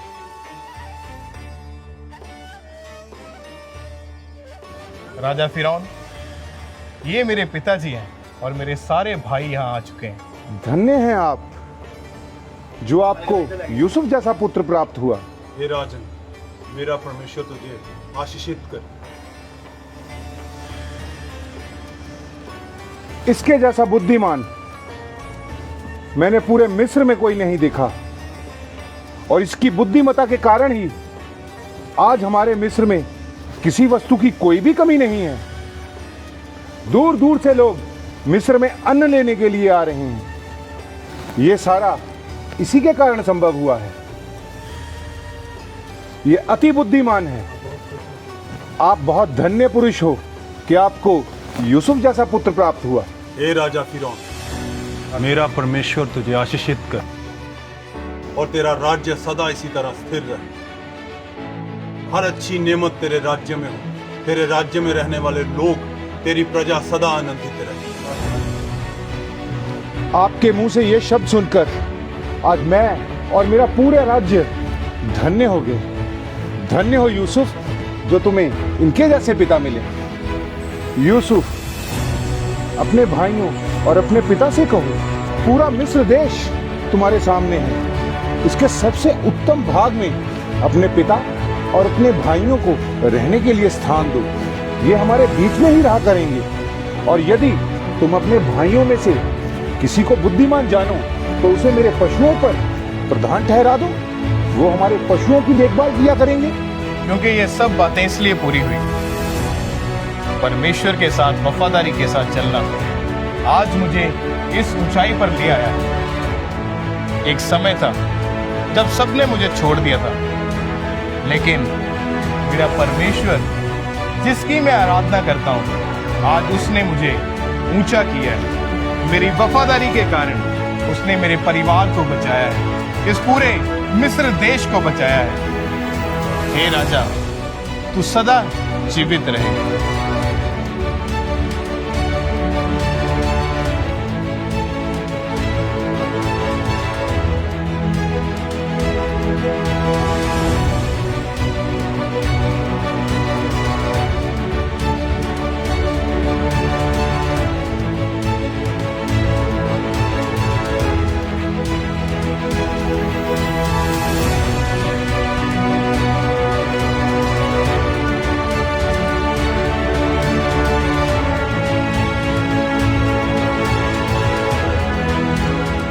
जिस युवक को उसके ही अपने भाइयों ने दास समझकर बेच दिया था, वही युवक आज मिस्र का प्रधान बन गया। जिसे उन्होंने खत्म करने की ठानी, परमेश्वर ने उसे और ऊंचा उठा दिया। वर्षों की पीड़ा, विश्वासघात और आंसू, सब कुछ एक उद्देश्य के लिए था, ताकि यूसुफ उस समय पर खड़ा हो जब अकाल पूरे देश को निगल रहा था और अपने ही भाइयों को, अपने ही परिवार को मृत्यु से वो बचा सके। यूसुफ ने प्रतिशोध नहीं चुना, उसने क्षमा को चुना। उसने अपने अतीत को नहीं, परमेश्वर की योजना को देखा। और यही योजना हमें सिखाती है, चाहे अंधकार कितना भी गहरा क्यों ना हो, यदि हम परमेश्वर के प्रति विश्वास से योग्य रहें तो उसकी ज्योति अवश्य चमकती है। यूसुफ की कहानी यहीं समाप्त होती है, पर विश्वास और क्षमा की यह विरासत सदा जीवित रहेगी।